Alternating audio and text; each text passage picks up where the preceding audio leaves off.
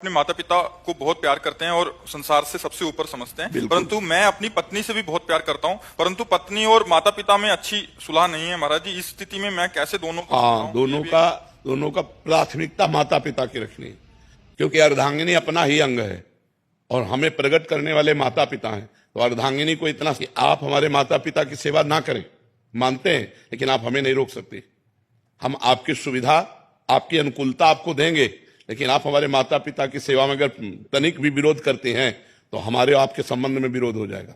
माता पिता का त्याग नहीं कर सकते, ये जरूर आप में होना चाहिए। अगर ये नहीं है तो जो अपने माता पिता का त्याग कर दे पत्नी के कहने पर, फिर क्या है? फिर धर्म में वीरता नहीं रही। ऐसा नहीं होना चाहिए। जो लड़की इस तरह की मतलब व्यवहार वाली हो कि आप हमसे प्यार करते हो, आप अपने माता पिता का त्याग कर दो, तो उससे कह देना चाहिए कि तैयार रहना, त्याग के लिए तैयार रहना। जिस दिन हमारे माता पिता की सेवा में व्यवधान उपस्थित कर दोगे, उसी दिन हमारे आपके बीच में संबंध विच्छेद हो जाएगा। और अगर आप हमारे माता पिता की सेवा करती हो तो हम आपको प्राणों से अधिक प्यार करेंगे, नहीं करती हो तो आपको अधिकार देंगे, लेकिन आप हमारे को सेवा में जाने से नहीं रोक सकती हो। इतना जरूर रहना चाहिए। माता पिता भगवान का स्वरूप है और पुत्र का पूरा अधिकार है माता पिता की सेवा करने का। तो ध्यान रखना, अवश्य में भोक्तव्यम कृतम कर्म शुभाशुभम। जो जैसे कर्म करेगा वैसा फल देगा भगवान, भोगना पड़ेगा, इसलिए बहुत सावधान।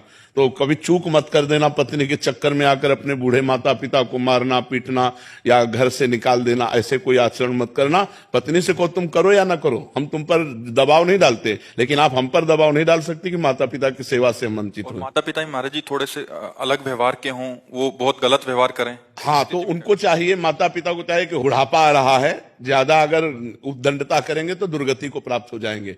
बहू बेटा को अपना बेटा और अपनी बेटी के समान चाहिए। थोड़ा प्यार का व्यवहार करें जिससे कम से कम उनको चाय और नाश्ता मिल जाए।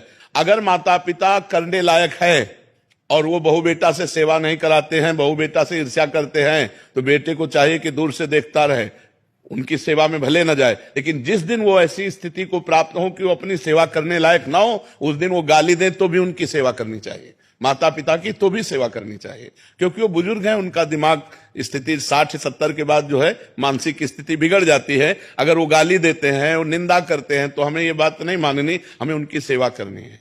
और अगर वो स्वस्थ हैं, अपने आप सेवा कर लेते हैं, खा पी रहे हैं, तो दूर से देखता रहे, खा पी रहे, आनंद से है, कोई बात नहीं। अगर 2-3 बेटा है महाराज जी, हाँ, तो उनमें से सब बेटाओं को चाहिए कि अपने माता पिता की सेवा के लिए अगर हिस्सेदारी ले लें, तीनों क्रम बाई क्रम सेवा करें। अगर तीनों में से ना करे तो एक तो तैयार हो जाए। यार, बूढ़े माता पिता खवाने से क्या कमी होती है?